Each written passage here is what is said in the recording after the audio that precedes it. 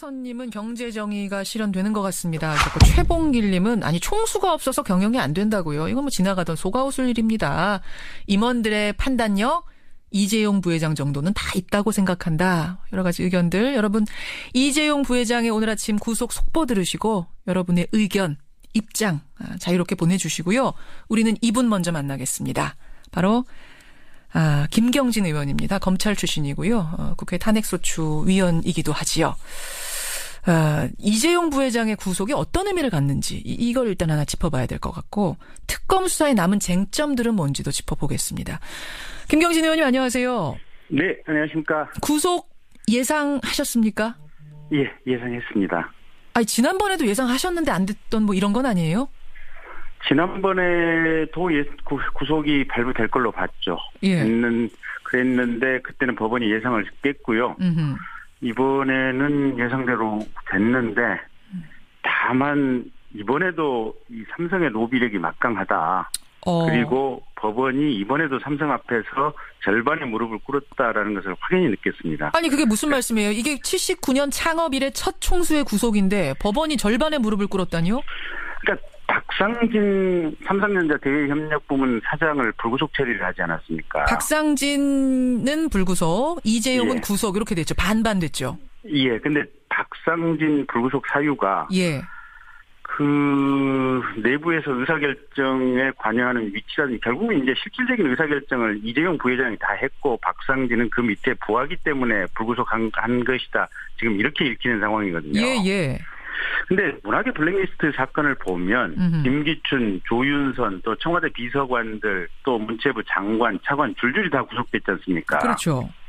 거기에 비추어 봤을 때 이번 삼성전자 국민연금과 관련 국민연금 의사결정과 관련한 뇌물 제공 이 사건 예.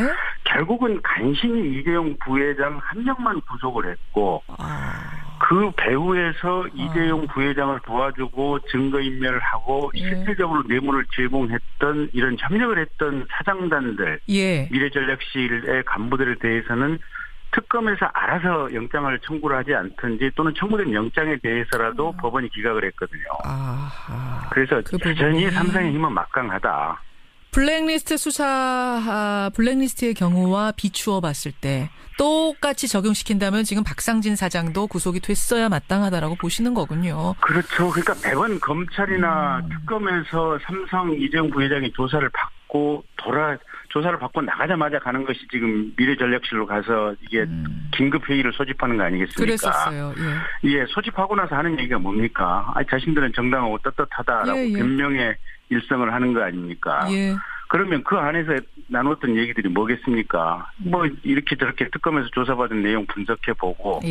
이 정도 증거는 이렇게 숨기고 인멸을 하고 이러면 법정에서 무죄 판결로 가는 어떤 대응이 가능하니까 이렇게 메시지가 나갔으면 좋겠습니다라고 협의를 하는 과정들이거든요. 그렇죠. 결국은 그 장충기 또 박상진, 최지성 이런 분들이 이재용 부회장을 도와서 전체적으로 증거인멸을 하는 주범들이라고 봐야 됩니다. 알겠습니다. 그 부분에 있어서 지금 반 정도는 무릎 꿇었다. 그렇지만 어쨌든 이재용 총수, 이재용 부회장은 구속했습니다. 지난번에 못했던 거 이번에 했습니다. 이번엔 할 수 있었던 결정적인 이유, 핵심 이유 뭐라고 보세요? 결국은 국민들의 뜨거운 마음이죠. 국민이요? 예. 국민 여론? 그러니까 여론이라기보다도 그러니까 여론이면 이게 이제 올바른 여론이냐 아니면 잘못된 여론이냐 뭐 이런 가치 평가의 문제가 이제 또 별도로 들어가 있으니까. 그렇죠. 결국은 이 재벌들에 대해서 똑같은 어떤 형평성 있는 사법적인 어떤 판단을 구하는 국민의 뜨거운 마음 이렇게 표현을 해야겠죠. 그러니까 이재용 부회장을 구속시켜라 이런 게 아니라 적어도 형평성에 맞게 공평하게 재판해 주십시오. 판단해 주십시오. 한정석 판사님 이 바람이 있었거든요. 이게 적용됐다. 그렇죠. 그러니까 우리 대한민국 사회가 삼성 앞에서는 계속해서 모든 형사사건에서 무기력했지 않습니까? 그렇죠. 그 삼성 에버랜드 전환사채 사건만 해도 십몇 년을 끌어서 공소시효 만료되는 날 간신히 검찰이 공소제기를 했었거든요. 예. 그리고 그렇게 해서 이건희 회장 재판받고 이게 집행유예 받자마자 보름 만인가 이명박 대통령이 사면 처리를 했습니다. 예. 그런 모든 과정이 이 대한민국 건국 이래에 얼마만큼 이 재벌 권력의 최정점에 서 있는 삼성에 대해서 대통령 권력, 사법 권력, 검찰 권력 모든 권력들이 얼마만큼 무기력했지 않습니까? 그 트라우마를 국민들이 가지고 있는데 예. 지난번에 이 조희연 부장판사 영장 기각하고 나서 예. 그날 아침에 저는 국민들 어깨를 출근하는 국민들의 어깨를 봤는데 예. 어깨 쪽지가 쭉 쳐져 있었습니다. 아하. 근데 오늘 아침에 인터넷 댓글 아침에 한 6시쯤부터 올라온 것을 보니까 예.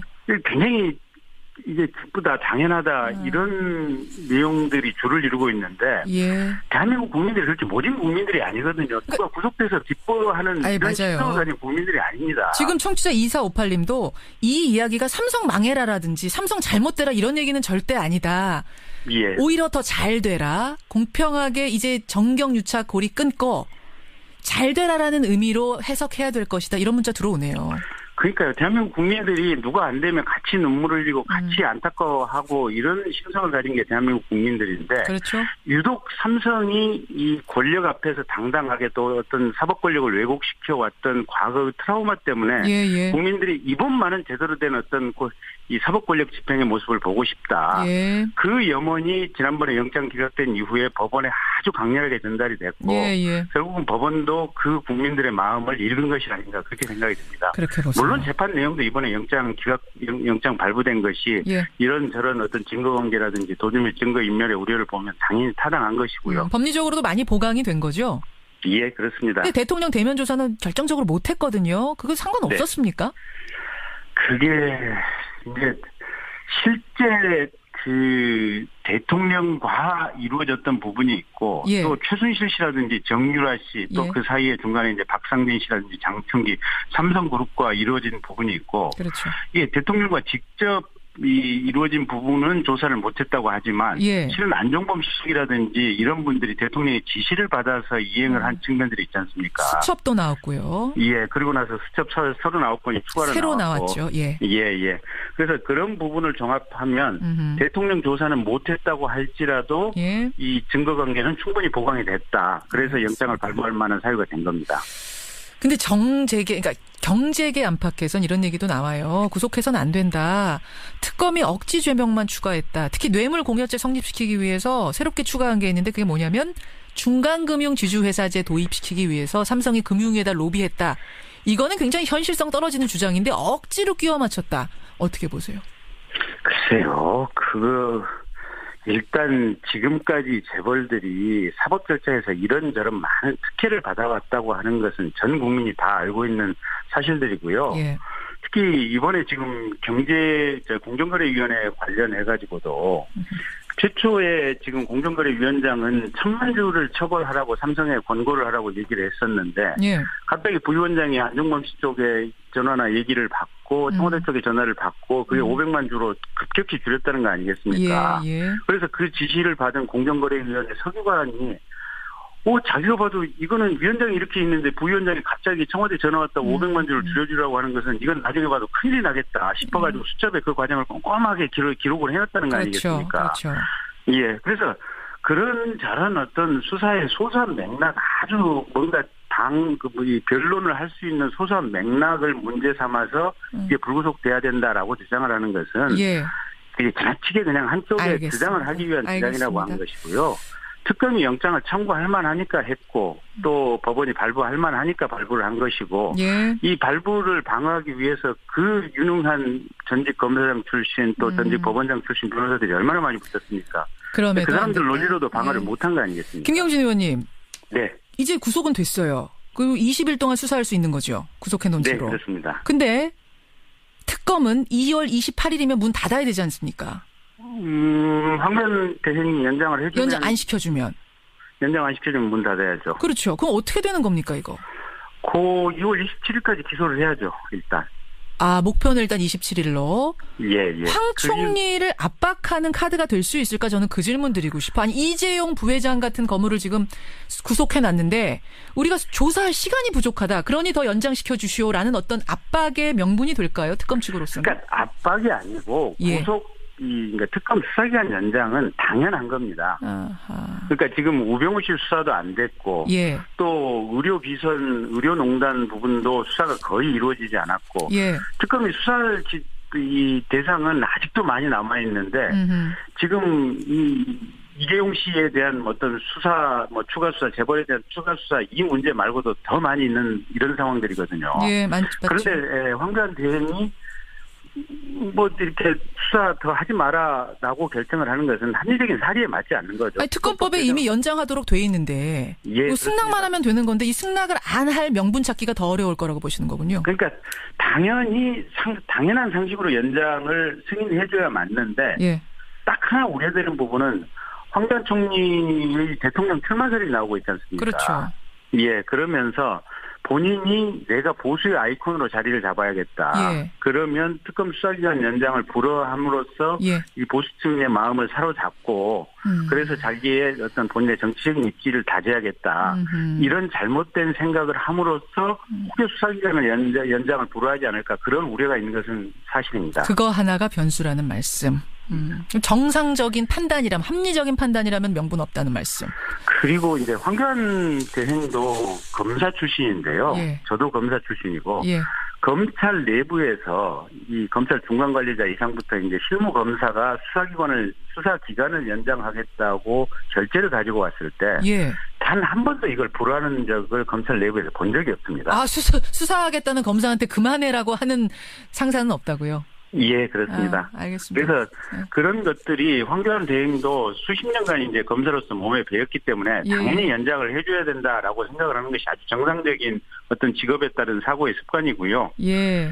만약 이번에 거부하시는 거면 기록 세우시는 거네요, 검찰 역사상. 그렇죠. 그건 이제 본인의 욕심을 드러내는 전 단계라고 봐야죠. 여기까지 말씀 듣겠습니다. 김경진 의원님 고맙습니다. 네, 고맙습니다. 국민의당 김경진 의원이었습니다. 많이 들어오네요. 무쇠바람님, 아니 총수 구속으로 기업이 흔들리고 경제가 어려워진다면 그 정도 약한 기업이라면은 안 된다, 없어져도 되는 기업이다라고까지 하실 정도로 총수 구속이 기업을 흔드는 일 아니다. 그런 인식 버리자는 문자가 상당히 많이 들어옵니다. 아, 이번 기회에 정경유착이라는 적폐 청산하자 김은경님 위에 많은 분들이 보내주고 계세요. 김성환 씨, 네. 근데 이제 이재용 부회장 구속됐습니다만 어제 사안이 여러 가지가 있었어요. 하나는 청와대 압수수색. 네. 법원이 받아들이지 않음으로써 사실상 무산된 거죠. 네, 네. 무산된 그런 것 걸 같습니다. 봐야 되죠. 대면 조사, 대통령 대면 조사는 어떻게 될 것 같으세요? 그게 지금 난제로 남아 있는데요. 이 청와대에서 어떤 태도를 보이느냐가 중요할 것 같은데 지금 양쪽은 아직까지 물러설 기세가 좀 안 보이는 것 같습니다. 그렇죠. 그래도 마냥 거부할 수는 없기 때문에 어떤 방식으로든 결론이 날 것 같은데 좀 지켜봐야 될 것 같습니다. 대면 조사도 사실은 지금 쉽지 않은 상황으로 네. 저는 이 압수수색 안 되는 거 보니까 대면 조사도 쉽지 않겠다라는 생각은 드는데 국민들의 여망이 어떠냐가 상당히 중요해요. 네, 맞습니다. 이재용 부회장 구속을 봐도 알겠지만. 문자 보내주시고요. 행간 가겠습니다. 삼성전자 이재용 부회장 구속 얘기를 하셨지만 예. 홍준표 경남지사는 무죄 판결이 났습니다. 항소심에서 무죄 어제 받았습니다. 네, 성완종 리스트에 연루가 돼서 재판을 받던 중에 어제 항소심에서 극적으로 무죄를 선고받았는데요. 예. 이 기사회생 소식에 정치권이 술렁거렸고 인터넷에서는 홍 트럼프가 부활했다 이런 반응까지 나왔습니다. 트럼프에 비유해서 홍 네. 트럼프. 홍준표의 항소심 무죄 파장. 이 뉴스의 행간을 좀 살펴볼까 합니다. 그러니까 1심을 완전히 뒤집은 거예요, 2심이. 네. 정반대 재판 결과가 나왔는데요. 1심이 꽤 무거웠잖아요. 징역 1년 6월에 추징금 1억 원을 선고했었는데 예. 어제 서울고법은 원심을 깨고 무죄를 선고했습니다. 그렇습니다. 아시다시피 이번 사건은 지난 2015년 성완종 전 경남기업 회장이 남긴 메모와 녹음 파일에서 시작이 된 거 아니겠습니까? 예. 그러니까 홍 지사에게 1억 원을 줬다는 성 전 회장의 생전 메모에다가 성 전 회장 측근인 윤모 씨가 직접 1억 원을 건넸다는 진술까지 한 상황이었습니다. 그렇죠. 근데 재판의 핵심은 윤 씨의 진술을 과연 믿을 수 있을 것이냐 이거였는데. 그러니까 직접 1억 원을 건넸다는 사람의 그 말을 믿을 수 있을 거냐 없을 거냐가 핵심이었군요. 네. 1심 재판부는 윤 씨 진술이 일관되다. 윤 씨 믿을만하다. 예, 실형을 선고했는데 무죄를 주장했던 홍 지사는 당시에 마치 노상 강도를 당한 기분이다 이렇게 얘기를 하면서 반발을 했었습니다. 예, 이 말도 화제가 됐었죠. 예, 하지만 항소심 재판부는 윤 씨가 돈을 들고 갈 때 의원회관 사무실 구조가 실제와 달랐다. 진술에 신뢰가 없다 이렇게 판단을 해서 무죄를 선고했는데요. 항소심에서는 윤 씨 믿을만하지 않다 본 거예요. 네, 홍 지사는 재판부가 맑은 눈으로 판단해줘서 정말 고맙다 이러면서 감사의 뜻을 전했고요. 예. 그러면서 친박계를 향해서 독서를 퍼붓습니다. 뭐라고요? 양아치 같은 친박들하고 청와대 민정의 주도 하에 내 사건을 조작해서 만들었다 이렇게 주장을 하기도 했습니다. 나는 조작 사건에 당한 거다. 네. 항소심에서 무죄 선고받고 정말 어제 그야말로 큰 소리를 친 홍준표 지사. 이 뉴스의 행간 이면엔 뭐가 숨어 있습니까? 첫 번째 행간은 슬롯머신 앞에서 10센트 넣고 100만 불 터지기를 기대하지 마라입니다. 이거 어제 홍준표 지사가 판결 뒤에 한 말이죠. 네, 맞아요. 네. 무죄 판결 직후에 한 말인데요. 정확한 워딩은 지금 대통령 후보로 나온 사람들 행태를 보면 마치 슬롯머신 기계 앞에 앉아서 10센트를 넣고 100만 불을 기대하는 모습이다. 이렇게 직격탄을 날린 건데요. 아니, 근데 어제 판결 나고 나서 왜 이런 말이 나온 거예요, 갑자기? 이 말이 무슨 뜻이냐면은 홍 지사가 속한 자유한국당의 대선 후보들이 변변찮다. 이런 얘기인데요. 하지만 이 말의 속뜻이 더더욱 중요합니다. 뭡니까? 나를 뺀다면. 홍 지사가 어제 대선 출마할 거냐는 질문을 한 10번도 넘게 받았는데요. 아직 말할 때가 아니다 이러면서 거리를 뒀는데 그러면서도 발언은 이랬습니다. 지금 대한민국은 천하대란의 위기에 처해 있다. 대란 대치의 지혜를 발휘해 이 위기를 극복할 수 있도록 최선을 다하겠다. 대란 대치의 지혜를 발휘해서 극복하는데 내가 최선을 다하겠다. 네, 이제 그림이 그려지시죠? 이거면은 결국 대선에 조금만 더 여러분이 얘기나 다름없는 거예요. 그러니까 내가 그냥 나가겠다라고 말하기 어렵고 여러분이 밀어주시면 나가겠습니다. 저는 이 정도로 읽히네요. 조금 더 행간을 읽어주셨는데요. 그러니까 정치권에서는 홍 지사가 여권 후보로 출마를 하면 단숨에 지지율을 치고 올라갈 것이다 이렇게 기대를 하고 있는 분위기입니다. 그래요? 실제로 지난 8일 리얼미터가 자유한국당 대선주자 적합도를 조사했는데요. 황교안 권한대행에 이어서 홍 지사가 2위를 차지했습니다. 보수 성향 네티즌들 사이에서는 한국에 두테르테가 온다 이런 반응까지 보이고 있는데요. 필리핀의 두테르테 대통령? 네. 그러니까 아무래도 좀 심상치 않은 분위기가 느껴지긴 합니다. 그 2심 끝난 거잖아요. 이게 지금 대법원이 그렇죠. 끝난 것도 아니인데. 네. 근데 벌써 대선 꿈을 꿀 수 있는 건가요? 자격이 되긴 되나요? 그렇죠. 지금 무죄 추정이 어쨌든 원칙이 있으니까. 그러네요. 그 다음 행간 뭡니까? 두 번째 행간은 누가 납득할 수 있겠나입니다. 누가 납득할 수 있겠나? 무슨 말씀이세요? 이게 제 말이 아니고 검찰의 말이에요. 검찰이요? 어제 법원의 무죄 판결 직후에 검찰이 반발하는 보도자료까지 내놨는데요.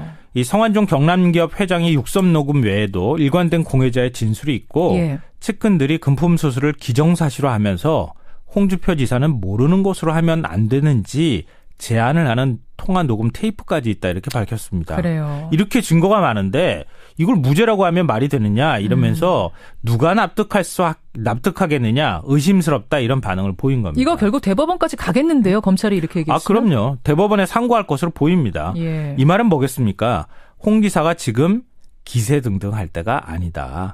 대법원에서 또다시 판결이 뒤집힐 가능성은 여전히 남아있다 이런 건데요. 이번 재판 결과에 대해서 야당이나 민주노총 강하게 반발하고 있는데 경거망동하지 말고 자중하며 대법원 판결을 기다려라. 홍준표 지사는 대통령이 될 자격이 없다 이렇게 주장을 하고 있습니다. 네, 그런 각계의 반응들도 있군요. 세 번째 행간 뭐죠? 마지막 세 번째 행간은 죽은 사람만 억울하다입니다. 죽은 사람 누구 말씀하시는 거예요? 이번 사건의 출발은 성완종 전 경남기업 회장이 목숨을 끊기 직전에 돈을 준 정치권 인사 8명의 명단이 적힌 쪽지를 남겼기 때문에 시작된 거잖아요. 이른바 이게 성완종 리스트라고 하는 건데요. 이왕구, 김기춘, 허태열, 유정복, 이병기, 홍준표, 홍문종. 근데 이 8명에 대한 사법처리 어떻게 됐습니까? 한 명도 안 되지 않았어요? 단 한 명도 되지 않았습니다. 8명 중 사법 처리는 0명입니다. 6명은 공소시효가 지났다. 혐의 없다는 이유로 검찰 조사조차 제대로 받지를 않았습니다. 그나마 기소한 이왕구 전 총리와 홍준표 지사 2명 모두 항소심에서 무죄 선고를 받았습니다. 그러니까 진실이 뭔지는 아직 정확하게 몰라요. 그죠? 대법원까지 가지도 않았고요. 분명한 것은 죽은 자는 말이 없고 역사는 그렇게 우당탕탕 소리를 내면서 흘러가고 있는 것 아닐까 싶습니다. 죽은 자는 말이 없다.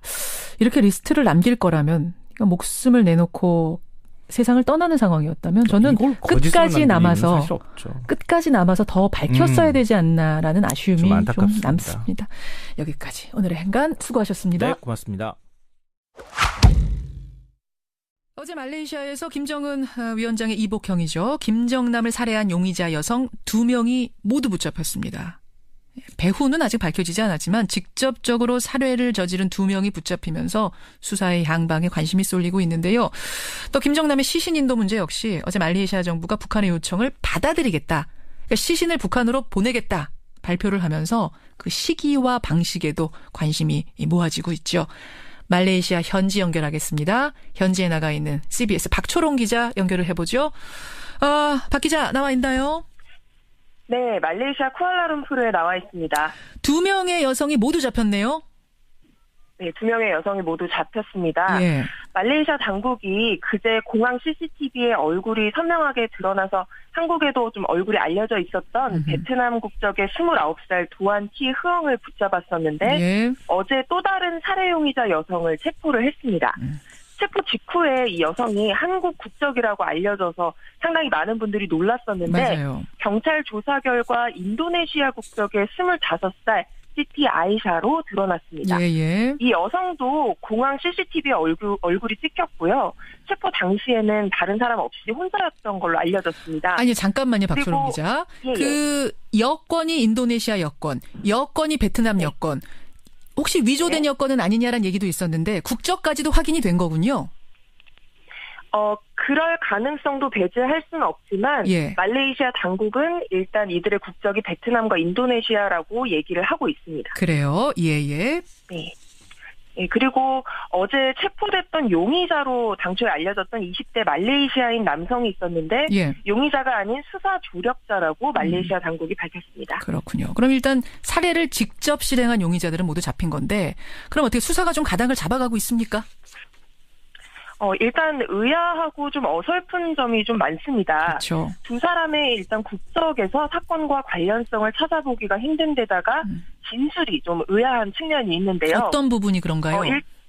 일단 제일 먼저 붙잡힌 베트남 여성은 경찰 조사에서 범행 동기에 대해 장난인 줄 알았다면서 부인을 했고 북한과의 관련성도 부정을 했습니다. 그렇죠. 따라서 말레이시아 당국은 여성들에게 살해를 사주했다고 알려진 정체불명의 남성 4명을 추적하는 데 박차를 가하고 있는데요. 그리고 어제 저녁 현지 외신에는 북한이 북한의 소행임을 숨기기 위해서 다국적 청부 암살단을 고용했을 가능성이 있다는 보도도 나왔습니다. 그래요. 앞으로 지켜봐야 될 부분들이 있다면 어떤 걸까요? 일단 북한이 김정남의 시신을 인수하겠다고 그 김정남의 사망이 알려졌을 당시부터 강력하게 요구를 했었는데요. 어제 말레이시아 부총리가 부검 결과가 나오고 수사가 종결되는 대로 당초 북한이 요청한 대로 시신을 인도할 수 있다. 이렇게 원론적인 입장을 밝혔습니다. 그리고 김정남의 사망 원인에 대해서는 현재로서는 불분명하다는 입장도 함께 밝혔습니다. 사망 원인에 대해서는 아직도 불분명하다? 부검 다 끝났는데 아직도 그거 밝히기가 어려운가요? 이게 뭐 독침에 의한 건지 독가스에 의한 건지 뭐 스프레이인지 아직도 모르는 거예요? 일단 경찰도 액체류에 의한 살해라고 좀 보고 있기는 한 것 같긴 한데요. 근데 아직 부검이 끝났더라도 부검 결과를 좀 부검 결과를 정리하고 발표를 하는 데는 좀 시간이 걸리는 것 같습니다. 그렇군요. 그래서 지금 사실 시신 인도 가능성이 매우 높은 상황인 거고요. 향후에 부검 결과가 공개가 되면서 사망 원인이 정확히 무엇으로 나올지 또 수사가 종결되면서 언제 북한으로 시신이 이송될지에 관심이 쏠리고 있습니다. 또 중요한 건 두 여성에게 사실상 살해를 지시한 걸로 보이는 달아난 공범 4명. 이 4명을 붙잡아서 이들 가운데 과연 북한인이 있는지 또 범행을 왜 지시했는지 밝히는 게 앞으로 사건 해결의 정확한 열쇠가 될 전망입니다. 지금 박초롱 기자는 말레이시아 현지에서 말레이시아 현지 경찰들을 상대로 취재를 하고 있기 때문에 제가 질문드립니다만 결국은 이 2명의 여성에게 사주한 4명의 남성이 중요한데 4명의 남성에 대해서 이 2명의 여성이 뭐라고 진술하고 있는지 이 부분은 지금 정확하게 안 알려지고 있나요? 정확하게 알려지는 바는 없고요. 현재 언론에도 그 부분에 대해서는 사실상 정확하게 나오는 부분은 없습니다. 그래요.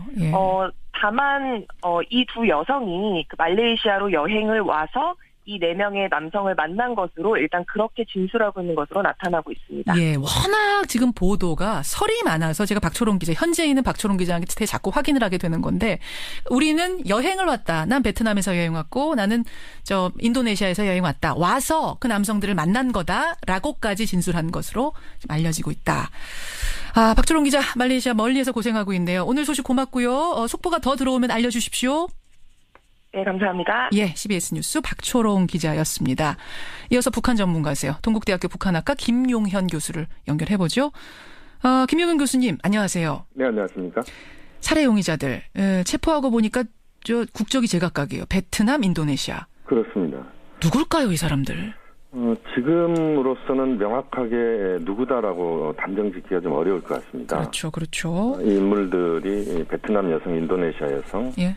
4명까지 포함하면 도대체 몇 개 국가 사람일지 알 수 없을 정도로 다국적 암살단이다 이렇게 봐야 될 것 같고요. 예. 그렇게 본다면 상당히 앞으로 그 진실 규명을 하는 데 있어서도 굉장히 복잡한 상황이 발생할 수도 있을 것 같습니다. 그리고 그 여성들의 진술이 지금 뭐 다 믿을 수 있는 건 아닙니다만 믿을 수 있다고 했을 때는 상황이 더 복잡해지는 것이 네네. 그 남성들이 장난으로 한번 뿌려보라고 했다. 뭐 장난으로 해보라고 했다 해서 장난인 줄 알고 실행을 했는데 사람이 죽었다. 지금 이렇게 얘기하고 있는 거잖아요. 그렇다면은 몇 단계를 거치면서 이 암살이 청부됐을 가능성, 배후를 밝히기가 상당히 어려워질 가능성도 있네요.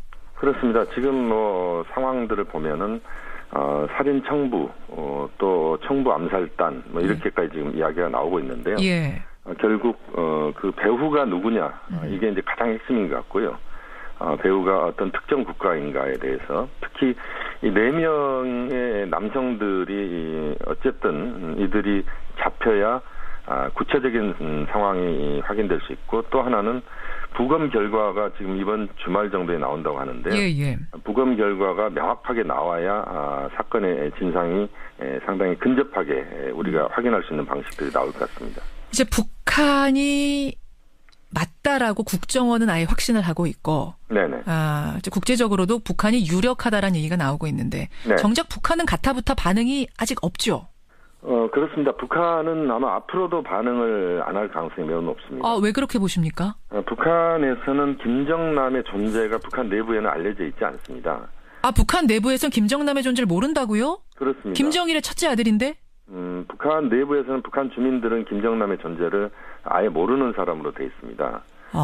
그러니까 지금 현재로서는 김정은 위원장만 김정일 국방위원장의 아들로서 외부에 드러나 있을 뿐이지 예. 나머지 자녀들은 공식적으로는 전혀 그 북한 언론에 등장한 바가 없습니다. 그렇군요. 그래서 네. 가타부타 반응이 여태까지도 없고 앞으로도 없을 것이다. 저는 사실은 이제 우리가 한 짓 아니다. 왜냐하면 지금 국제사회에서 테러다 무슨 뭐 국제사법위원회에다가 올려야 된다 이런 얘기가 나오니까 네네. 우리가 한 짓 아닙니다라고 뭔가가 나올 법한데 아무것도 안 나와서 좀 희한했거든요. 지금 상황에서는 북한이 전혀 그런 반응을 할 가능성은 없다고 봐야 됩니다. 그렇군요. 그 발언을 하는 순간 북한으로서는 또 여러 가지 또 의혹을 또 받을 수가 있으니까 북한으로서는 뭐 전혀 반응할 가능성이 없고 모른 척하고 북한 내부에서도 앞으로도 김정남이 피살 사건과 관련돼서는 공식적으로는 언급은 안 될 것 같고요. 아마 비공식적으로 뭐 외부에 여러 가지 그 또 활동을 하는 그 무역상이나 보따리 무역이나 하는 분들이 있기 때문에 아마 소문으로 아마 김정남의 존재, 사망의 사실들이 유포될 가능성이 있다 이렇게 볼 수 있겠습니다. 근데 말레이시아 정부에다가 김정남 시신 인도를 강력하게 요청했잖아요. 말레이시아 정부에서 가져가라, 뭐 시신 가져가라 이렇게 허락도 났고. 네네. 그럼 이거는 어떻게 봐야 됩니까? 이것은 이제 외교적인 차원에서 외부와의 관계에서의 일이죠. 그러니까 그 모든 수사 검사를 마친 뒤에 관련 절차를 밟아서 시신을 인도한다. 이게 이제 자이드 부총리의 발언 아니겠습니까? 예. 그렇게 본다면 이것은 이제 그 북한 당국과 말레이시아 당국이 그 앞으로 일을 진행하는 것이기 때문에 북한 내부 주민들에게 알리지는 않을 것은 것이다. 아니다. 이렇게 볼 수 있습니다. 근데 북한이 모른 척하려면 끝까지 모른 척할 수도 있었고 이 시신이 유가족들에게 갈 수도 있었는데 왜 굳이 와서 그렇게 강력하게 부검이 끝나기도 전에 우리는 저 시신 인도에 가겠다 왜 이러는 겁니까? 김정남의 존재 때문에 그렇다 이렇게 볼 수밖에 없는데요. 무슨 말씀이세요? 김정남의 존재는 어쨌든 북한에서는 이른바 백두줄기의 가장 핵심 인물이다 이렇게 봐야 됩니다.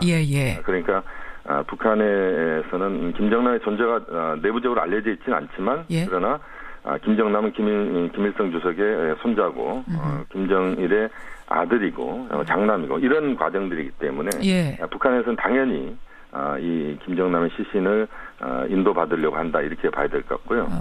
또 이혜경이라고 그러니까 김정남의 둘째 부인이죠. 김한솔의 어머니인데요. 이혜경 씨도 지금 시신 인도를 요청했다 이런 이야기가 나오고 있습니다. 그 부인도 그렇습니다. 김정남의 부인도 시신 인도를 요청했다. 네네네. 근데 결국은 그냥 북한으로 보내는 건가요? 가능성이 큰가요? 당연히 북한으로 보내게 될 겁니다. 왜냐하면 김정남의 국적이 북한이고, 또 북한으로서도 김정남의 사망이 지금 이루어진 이 상황에서 김정남의 시신이 북한으로 가지 않고 해외를 떠돈다. 이것도 북한으로서는 또 용납하기 어려운 것이다. 이렇게 봐야 될 것 같습니다. 바른정당의 하태경 의원이 이런 주장을 했습니다. 북한이 만약 김정남 시신을 인도받으면 부관 참시를 할 가능성이 있다. 왜냐하면 북한에서는 반역자에 대해서 부관 참시를 하는데 김정남이 북한에서 반역자로 이미 김정은에 의해 찍힌 거 아니냐. 어떻게 보세요? 이 부분은 좀 지금 현재 상황에서는 좀 과한 표현이다 이렇게 볼 수밖에 없겠습니다. 그렇게 보세요. 김정남의 존재 자체가 북한에 알려지지 않고 그런 상황에서 본다면 김정남은 아마 조용히 묻히거나 또는 화장돼서 남골 땅에 묻히거나 이런 식으로 갈 가능성이 있지. 부관 참시라고 하는 것 자체는 물론 북한에서 그런 반역자에 대해서 본보기 이런 것을 이제 보여주면서 언론에 노출시키거나 이런 경우들이 있는데 김정남은 아마 앞으로도 북한 언론에서 노출될 가능성은 거의 없다고 봅니다. 그렇게 보시는군요. 오늘 아침에 KBS 단독 보도가 하나 있었습니다. 뭐냐면 김정은의 5촌 이내 사촌, 그러니까 백두혈통이죠. 백두혈통의 인사가 지금 망명 절차를 진행 중에 있다. 베이징에 이미 탈북을 해서 그 가족이 베이징에 머물고 있다. 최고위급 인사가. 이 부분 알고 계십니까? 그 부분은 좀 더 확인이 좀 필요한 부분인데요. 북한에서 김일성 주석의 가까운 인척, 친인척 중에 그 자손들 일부가 지금 평양에서 베이징으로 나와 있다. 이것이 지금 명확하게 사실 확인되기보다는 우리 정보당국이나 이런 쪽에서는 그 상황 자체를 상당히 반신반의하는 듯한 그런 표현으로 지금 이야기를 하고 있는데 정확하게 확인된 건 아니고 일단 지금 KBS 보도만 나온 거군요. 네, 그렇습니다. 또 다른 고위급 인사도 하나 탈북 중에 있다. 그러니까 절차를 밟고 있다. 요 뉴스도 더해졌던데. 저는 이런 생각 들더라고요. 공포 정치가 내부 단속이 아니라 오히려 좀 내부 이탈을 외부로의 이탈을 부추기고 있는 건 아닌가. 북한 김정은 위원장의 정치 행태가 두 가지로 지금 나타나고 있습니다.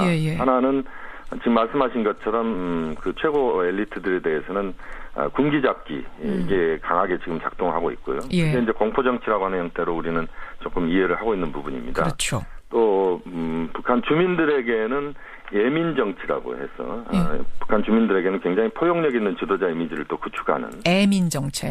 그렇습니다. 이제 그런 두 가지 행태를 띠고 있다 이렇게 봐야 되는데 그 과정에서 일부의 이탈은 집권 6년 차를 맞이하는 지금 시점까지 굉장히 압축적으로 자기 권력을 만들어가는 과정이기 때문에 그러한 현상들이 부분적으로 나타나고 있다 이렇게 봐야 되는데 그렇다고 해서 김정은 체제가 아주 불안정한 체제다 이렇게 보긴 또 어려운 부분들입니다. 그래요. 짧게 하나만 여쭙게요. 김정남 사망이 별 영향 미치진 않을 거다, 미미할 거다라는 관측도 있고 아니다, 중대할 거란 관측도 있고 어떻게 보세요? 만약에 북한 소행으로 명확하게 이것이 확정적으로 드러난다면 한반도 정세나 남관계에 영향은 분명히 줄이라고 봅니다. 또 우리 국민들 입장에서 봤을 때 북한의 소행이라면 김정은 체제나 북한에 대해서 또 굉장히 부정적인 여론들이 더 커질 수밖에 없고 그렇죠. 또 한국 사회 보수 여론이 또 여러 가지 앞으로 대선 국면이나 이런 쪽에서 활용할 가능성도 있다. 그렇게 본다면 북한의 소행 여부가 결정적으로 이 부분도 남관계에 영향을 준다. 이렇게 봐야 될 것 같습니다. 우리 대선까지도 영향 줄 수 있다. 여기까지 말씀 듣죠. 고맙습니다. 네, 감사합니다. 김용현 교수였습니다. 바른정당은 장제원 대변인 사퇴하고 지지율은 최저치를 찍었습니다. 이게 다 지난 일주일 사이에 벌어진 일입니다. 정말 우리 정치 한 치 앞을 예측하기 어려울 정도로 빠르게 변하고 있는데요. 무려 향후 한 달의 미래를 예측해보는 코너죠. 월간 암흑의 이번 주는 월간 정두원 편입니다. 월간 정두원 전 의원 어서 오세요. 네. 오늘이 벌써 세 번째 시간, 우리 세 달 했네요. 네 번째 아닙니까? 헷갈려요. 특집까지 해서 네 번째. 예. 소감이 어떠세요? 저도 기다려줘요. 김현정 씨 보고 싶어가지고. 고맙습니다. 저보고 싶어서 오시는 정두원 전 의원. 아니, 나가고 나면은 이 방송 나가고 나면은 저 반응들이 좀 있어요? 유튜브 조회수가 되게 많더라고요. 유튜브는 제가 체크를 못 해봤는데. 김현정 씨 아니 체크해 보세요. 놀랄 정도로 뭐 김현정 씨 인기가 대단한 것 같아요. 오늘 왜 이렇게 저를 띄워주면서 진짜 저도 정두원 전 의원을 좀 띄워드려야 될 것이 지금까지 이 월간 정두원에 나와서 하신 말씀들이 예측들이 놀랍게도 다 들어맞았습니다. 예를 들어 반기문 전 총장이 중도 하차할 거다라는 얘기를 종쳤다라는 표현을 쓰셨잖아요. 네. 저는 이제 그 얘기 듣고 사실 그때 좀 놀랐고 이걸 방송을 그냥 내보내도 되나 할 정도로 염려가 됐는데 무려 12일 후에 반 총장이 실제로 불출마 선언을 했습니다. 어떻게 무려 12일 전에 그렇게 과감하게 이미 종쳤다 이런 발언을 하셨어요? 그러니까 그게 무슨 예언하는 게 아니고요. 예. 상식의 눈으로 보면 다 보입니다. 근데 의외로 사람들이 상식적으로 판단을 안 하죠. 아하. 그 당시에 상식적 눈으로 볼 때는 방법이 없더라고요. 그 양반, 내가 이제 그 양반 입장에서 생각해 보는 거죠. 예. 그래서 그렇게 얘기했던 겁니다. 그렇게 되면 최대 수혜자는 누구예요? 문재인 후보가 최대 수혜자죠. 역시나. 예, 역시나. 그러니까 이제 자리를 딱 굳힌 거죠. 민주당 경선 얘기 제가 잠시 후에 할 텐데 그 얘기 일단 그러면 좀 기대를 해보고. 그나저나 오늘 새벽에 이재용 부회장 구속됐습니다. 조금 전에 구속이 됐습니다. 예상하셨어요? 이 구속 여부는? 그렇죠. 이제 특검이 다시 신청할 때는 만반의 준비를 다 갖추고 신청했겠죠. 사활을 걸고 끝내 구속시켰어요. 근데 28일이면은 특검은 문 닫지 않습니까? 자동 종료. 그럼 이재용 부회장 같은 거물을 구속시켜놓고도 제대로 수사 못하고 손을 떼야 되는 상황이 벌어질 수도 있는 거네요. 아니 다른 기업들도 있잖아요. 삼성만 문제된 게 아니라 다른 기업들도 있는데 왜 다른 기업들은 수사를 지금 못하고 있잖아요. 시간이 없어서. 그 심지어 다른 기업까지. 그래서 제가 궁금한 건 황교안 총리한테 우리 이런 수사해야 되니까 특검 기간 좀 연장시켜달라. 어제 의견서를 냈습니다. 요청했습니다. 황 총리는 여전히 묵묵부답입니다. 어떤 결정 내릴까요? 특검법상 연장할수록 되어 있고 또 국민들이 정말 일거수일투족을 지켜보고 있잖아요. 그러니까 열심히 하는데 아직도 시간이 필요하다. 그런데 그걸 거부할 명분이 하나도 없죠. 그거를 거부하면은 황교안 총리가 이상한 분이 되는 거죠. 결국은 그럼 수락할 거라고 보세요? 네, 그렇게 봅니다. 근데 사람들은 이미 황교안 총리는 지금 이제 보수의 아이콘처럼 돼서 지지율도 상당히 많이 나오고 있고, 게다가 박근혜 대통령이 임명한 사람인데 박근혜 대통령에 대한 수사를 더 하라고 말하기도 참 애매할 거다. 그래서 끝까지 버틸 거다라는 얘기도 있는데. 법의 그 정신에 어긋나는 겁니다. 법을 안 지키는 겁니다. 저 시간을 더 들여서 더 완성을 하겠다는 얘기인데 그 완성하지 마라 그 소리를 어떻게 합니까? 그러고 보니까 그런 얘기 나온 김에 황교안 총리 황교안 권한대행 얘기부터 좀 들어가 보죠. 지지율이 보수 후보 중에는 유일하게 두 자릿수 넘고 있고 뭐 여야 통틀어서도 2위 기록하고 있고 정작 본인은 출마 여부 안 밝히고 있고. 황 총리는 출마할 명분이 전혀 없는 사람입니다. 만약에 출마한다면 이제 양심불량이 되는 건데요. 아니 왜 그렇게까지? 출마 지지율이 이렇게 높은데 출마할 생각해 보세요.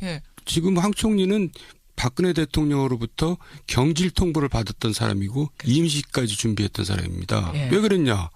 이 사태에 대해서 책임을 물은 거죠. 그리고 지금 대통령이 탄핵 소추가 됐잖아요.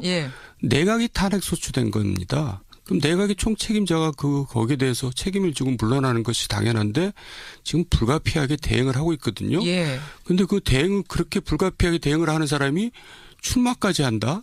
책임을 져야 될 이번 사태에 책임을 져야 될 1차적인 책임이 있는 사람이 진짜 그거는 있을 수 없는 일이고 양심불량인데. 양심불량이라는 얘기가 여러 번 나오네요. 양심불량. 만약에 출마한다면 지금 그분이 양심불량이 아니라 출마한다면 양심불량이라 이거죠. 근데 그분이 양심이 보통 때 보면 어떠세요? 양심이 고든 분이죠. 그러면 출마 그래서 안 하실 거다? 출마는 못할 겁니다. 그러면 지금 출마를 안 할 생각이라면 그냥 안 한다 밝히면 될 텐데 안민석 의원이 며칠 전에 저 국회에서 여러 번 출마하실 겁니까 안 하실 겁니까 하실 겁니까 안 하실 겁니까 여러 번 묻는데 끝까지 답을 안 해요. 자기는 즐기고 있는 거죠. 언제 이렇게 국민적인 지지를 관심을 받아본 적이 있겠어요. 출마하는 게 이게 보통 일입니까? 그렇죠. 일단 돈이 많이 들어요. 돈이 많이. 네. 반기문 총장도 결정적으로 안 된 이유가 네. 돈 때문이라는 거 말씀하셨잖아요. 그것도 굉장히 능력이거든요. 그 재정 문제를 해결하는 것도 능력인데 그거를 조달할 능력이 없는 사람이죠. 아하. 차기 대선을 노린다든지 혹은 총선 뭐 이런 걸 생각하는 그러니까 차후에 자신의 행보를 생각하고 있는 걸까요? 근데 그게 착각이라는 거죠. 이제 지금 왜요? 총리 또 대통령 권한 대행이라는 자리 때문에 지금 소위 태극기 세력이 이제 표를 몰아주고 있는 건데 보수 세력들이 이제 그 자리에서 나오면은 또 금방 거품이 꺼져가지고 그냥 노바디가 됩니다. 아무것도 아니게 된다. 아무 존재 가치가 없어진다. 임명진 비대위원장이 자유한국당 임명진 비대위원장이 깜짝 놀랄 후보가 있다라고 얘기를 했었는데 그 인물은 누구라고 보세요? 누가 있겠어요, 본인 말고는. 본인? 임명진 비대위원장 본인? 설마요. 본인이 출마한다면 깜짝 놀라겠죠. 그런 후보는 없습니다.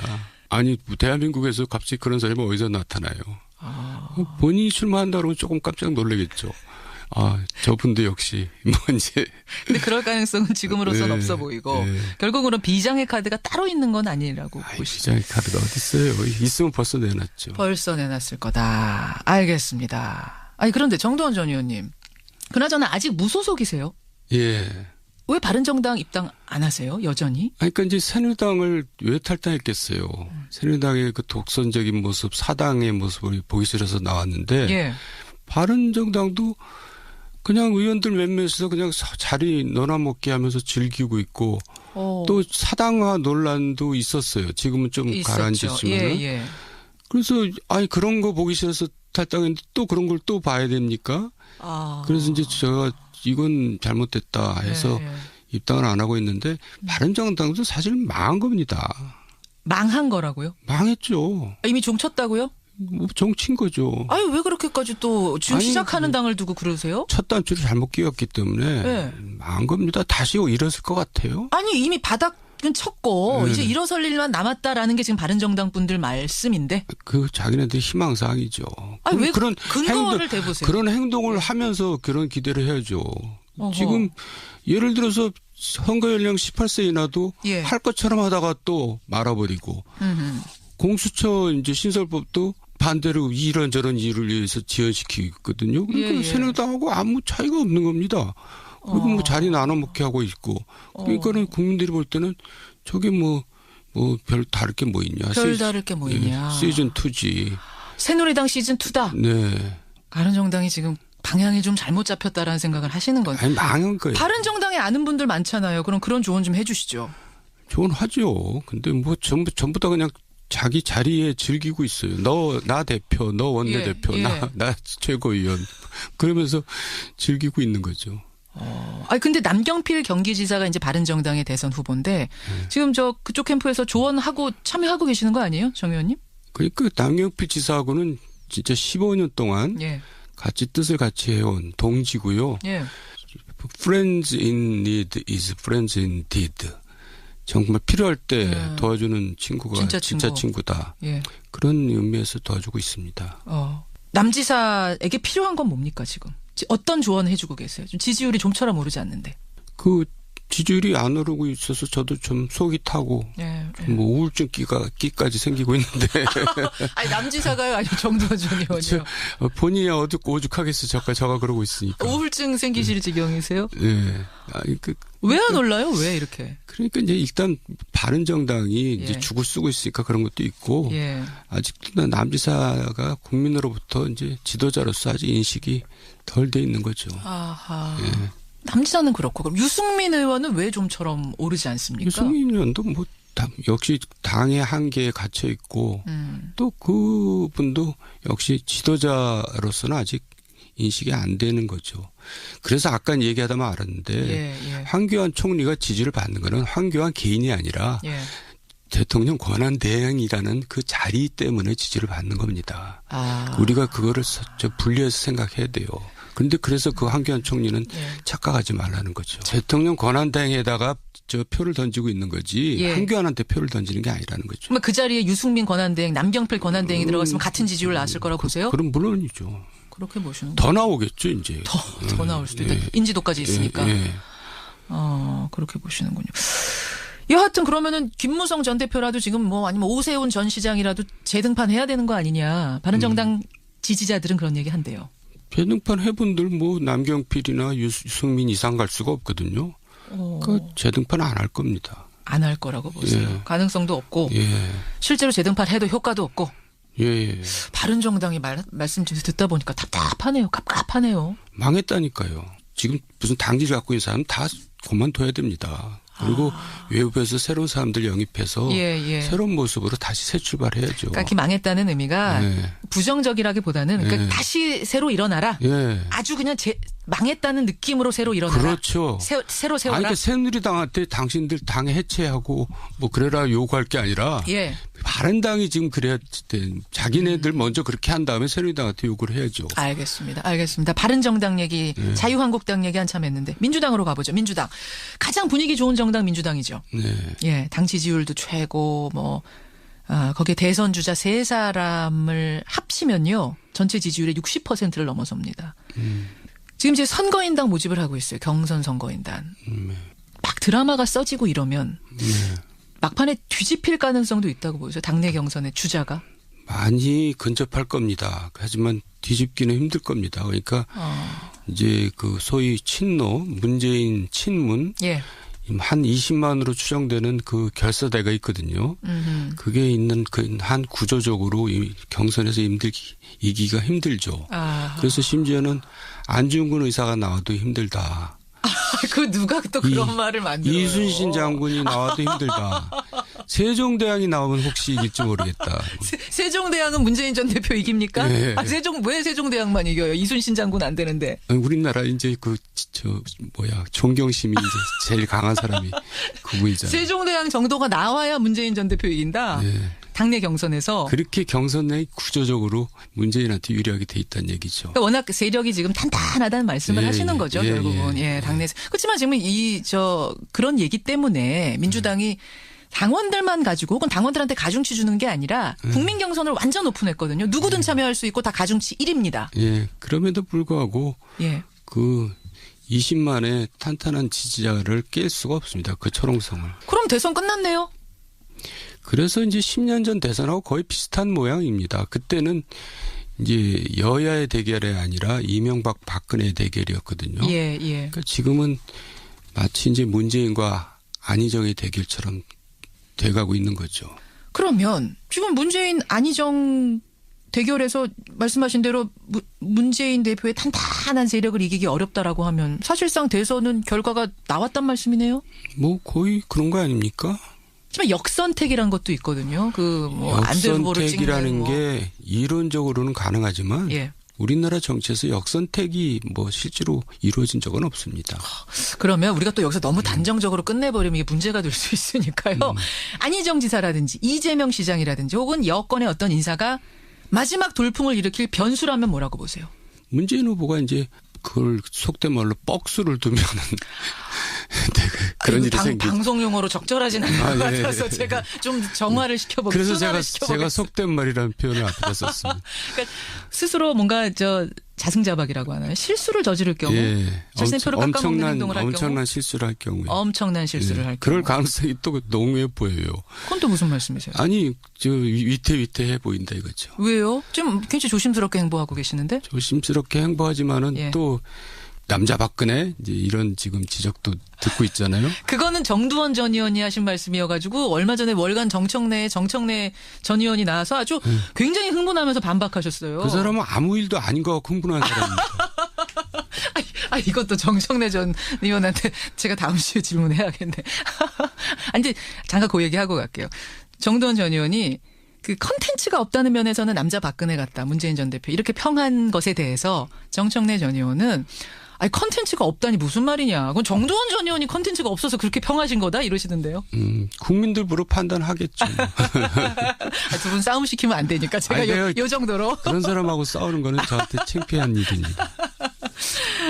스스로 실수하는 거. 그럴 가능성도 농후하다. 왜? 그러니까 실수라는 건 인간이 할 수 있는 거고요. 그러니까 이제 세상에 제일 힘든 게 잘 나갈 때 겸손하기입니다. 그거는 저를 포함해서 누구도 예외가 아닌데요. 그래서 실수할 가능성이 높다는 거죠. 지금 너무 잘 나가고 있고 네. 적수가 사실은 뚜렷한 적수가 없는 상황 자체가 상당히 불안할 수 있다는 거. 그래서 문재인 전 대표가 명심할 부분이네요. 물론이죠. 명심하겠죠, 아침마다. 말하자면 군대에서 이제 내일이 제대면은 아예 아무것도 안 한다고 뭐 그런 거 있잖아요. 떨어지는 낙엽 보고도 조심한다. 그것도 이제 마이너스죠. 그러고 있으면 그게 교만으로 비춰지거든요. 이제 다 됐다고 이제 아무것도 안 해? 예를 들면 토론 뭐 이런 거 막 열려도 최소한으로 하고 안 나가고 뭐 이런 행보도 위험하다. 그런 게 이제 계속 될 경우에는 이제 그게 실수라는 거죠. 실수가 다른 게 아니라 교만이 실수인 거죠. 참 앞서가는 사람이 주의해야 될 게 굉장히 많은 거네요. 그 수성이 힘들다 그러잖아요. 수성이 힘들다. 예, 알겠습니다.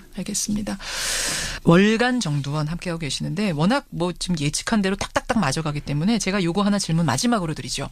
탄핵 언제 결정이 날까요, 우선? 뭐 언론에서도 거의 일치하던데요.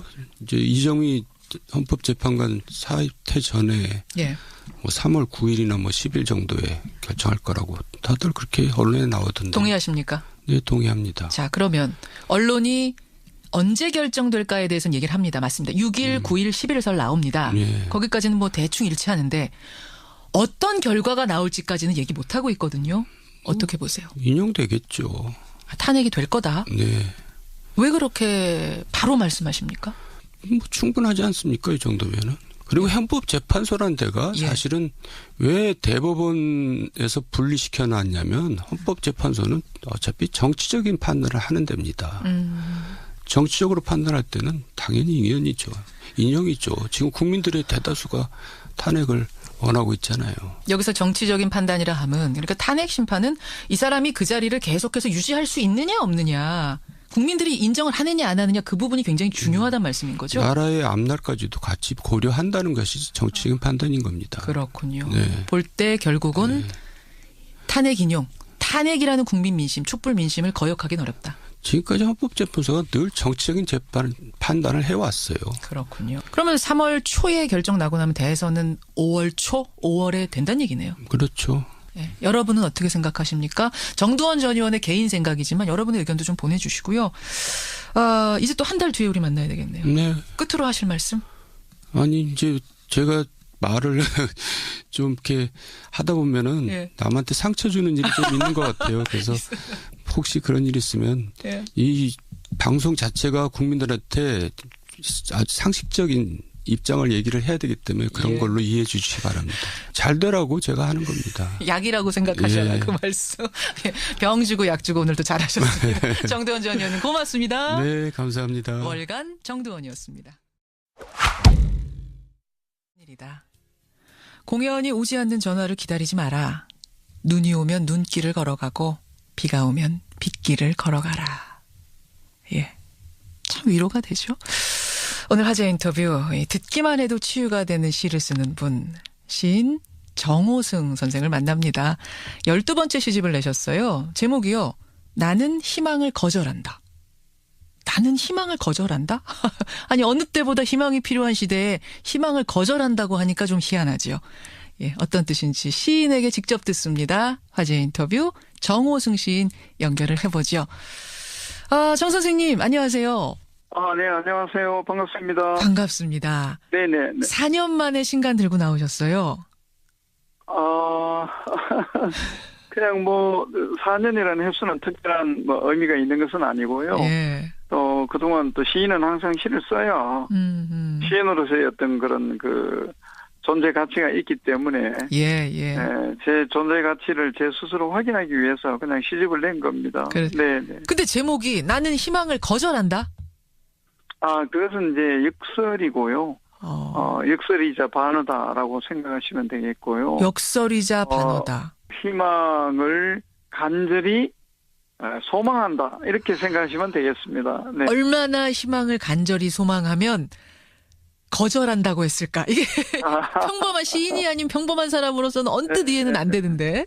네, 그 이제 제가 이 시집의 표제시가 된 이 시를 한번 낭독하도록 하겠습니다. 그러면 아마 보다도 희망이 거절한다는 의미를 이해할 수 있지 않을까 생각됩니다. 맞아요. 맞습니다. 네, 낭독하겠습니다. 네.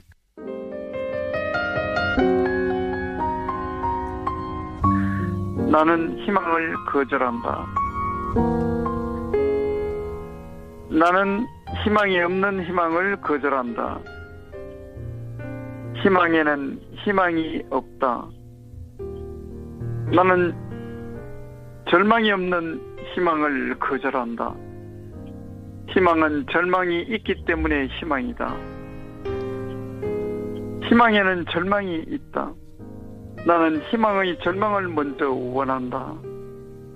희망의 절망이 절망이 될 때보다 희망의 절망이 희망이 될 때 당신을 사랑한다.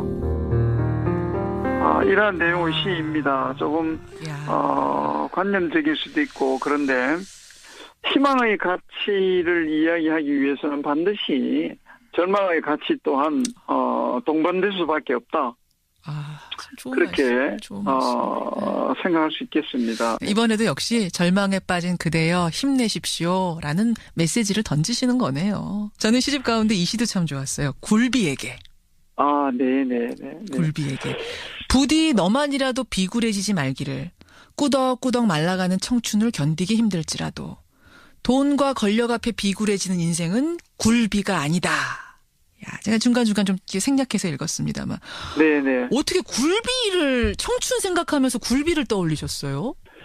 원래 그 굴비가 되기 위해서는 이제 조기가 천일염에 절여져서 얼마나 힘들었겠어요. 그죠? 그러네. 그 고통의 과정을 거쳐서 맛있는 굴비가 되는 겁니다.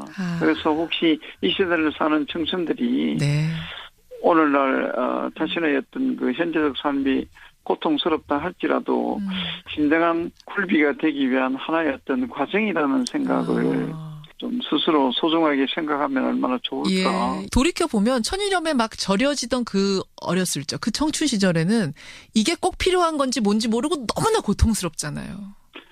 그렇죠. 그런데 이제 그것이 천일염이라고 스스로 깨닫게 해주는 어떤 그런 그 타자의 말, 특히 이제 이런 시의 말이 있으면 그렇구나 하고 깨닫게 되어지기 때문에 맞아요. 시가 필요하다. 그러네요. 그렇기 때문에 인생의 길잡이가 되는 문학이 있고 시가 있고. 네네. 정호승 시인 지금 만나고 계십니다. 그나저나 정 선생님, 정호승 시인의 시 가운데 제일 많이 대중적으로 사랑을 받는 건 아무래도 울지 마라 외로우니까 사람이다. 저 이 시 정말 좋아하거든요. 결국 그 시에서는 외로우니까 사람이다라는 그 한마디가 그 시의 어떤 핵심 구절이라고 말씀드릴 수 있어요. 그렇죠. 외로우니까 사람이다. 외로우니까. 근데 인간은요, 외로운 존재예요. 선생님은 언제 그렇게 제일 외로우셨어요? 외로움을 혹시 지금도 느끼세요? 그 외로움을 느끼지 않는 인생의 어느 순간이 어디 있겠습니까? 그리고 그래서 그것은 뭐 어린 아이에서부터 죽음을 기다리는 어떤 그런 노인에 이르기까지 자기의 어떤 존재적 외로움은 스스로 감당할 수밖에 없다. 많은 사람들이 자기의 삶 속에 자기 자신이 문득 밀물처럼 또는 뭐 절벽을 향해서 달려오는 파도처럼 그렇게 외로움이 이렇게 몰아쳐올 때 왜 외로운가라고 생각하지 말고 나도 인간이니까 어쩔 수 없이 이러한 외로움 속에서 외로움을 감당하면서 견디면서 살아갈 수밖에 없는 그런 존재구나 라고 그 외로움을 이해하는 것이 중요하다. 좋은 말씀. 그런 말씀을 드리고 싶습니다. 정호 선생님. 주말 앞두고 마음이 후련해지는 걸 느끼는데 나만 외로운 게 아니다라는 여러분 위로가 되셨을 거예요. 정호 선생님 건강하셔야 되고요. 네, 감사합니다. 앞으로도 이런 위로의 시, 희망의 시 많이 써주시기를 부탁드리겠습니다. 네, 시의 어떤 할 일은 시를 쓰는 일밖에 없으니까요. 열심히 읽고 생각하고 쓰도록 하겠습니다. 오늘 귀한 시간 고맙습니다. 초대해 주셔서 감사합니다. 안녕히 계세요. 안녕히 계세요. 감사합니다. 고맙습니다. 12번째 시집 나는 희망을 거절한다를 펴냈습니다. 정호승 시인이었습니다. 통화 녹음 테이프까지 있다 이렇게 밝혔습니다. 그래요. 이렇게 증거가 많은데 이걸 무죄라고 하면 말이 되느냐 이러면서 누가 납득하겠느냐 의심스럽다 이런 반응을 보인 겁니다. 이거 결국 대법원까지 가겠는데요. 검찰이 이렇게 얘기했어요. 그럼요. 대법원에 상고할 것으로 보입니다. 이 말은 뭐겠습니까? 홍 기사가 지금 기세 등등 할 때가 아니다. 대법원에서 또다시 판결이 뒤집힐 가능성은 여전히 남아있다 이런 건데요. 이번 재판 결과에 대해서 야당이나 민주노총 강하게 반발하고 있는데 경거망동하지 말고 자중하며 대법원 판결을 기다려라. 홍준표 지사는 대통령이 될 자격이 없다 이렇게 주장을 하고 있습니다. 네, 그런 각계의 반응들도 있군요. 세 번째 행가 뭐죠? 마지막 세 번째 행가는 죽은 사람만 억울하다입니다. 죽은 사람 누구 말씀하시는 거예요? 이번 사건의 출발은 성완종 전 경남기업 회장이 목숨을 끊기 직전에 돈을 준 정치권 인사 8명의 명단이 적힌 쪽지를 남겼기 때문에 시작된 거잖아요. 이른바 이게 성완종 리스트라고 하는 건데요. 이완구, 김기춘, 허태열, 유정복, 이병기, 홍준표, 홍문종. 근데 이 8명에 대한 사법 처리 어떻게 됐습니까? 한 명도 안 되지 않았어요? 단 한 명도 되지 않았습니다. 8명 중 사법 처리는 0명입니다. 6명은 공소시효가 지났다, 혐의 없다는 이유로 검찰 조사조차 제대로 받지를 않았습니다. 그나마 기소한 이완구 전 총리와 홍준표 지사 2명 모두 항소심에서 무죄 선고를 받았습니다. 그러니까 진실이 뭔지는 아직 정확하게 몰라요. 그죠? 대법원까지 가지도 않았고요. 분명한 것은 죽은 자는 말이 없고 역사는 그렇게 우당탕탕 소리를 내면서 흘러가고 있는 것 아닐까 싶습니다. 죽은 자는 말이 없다.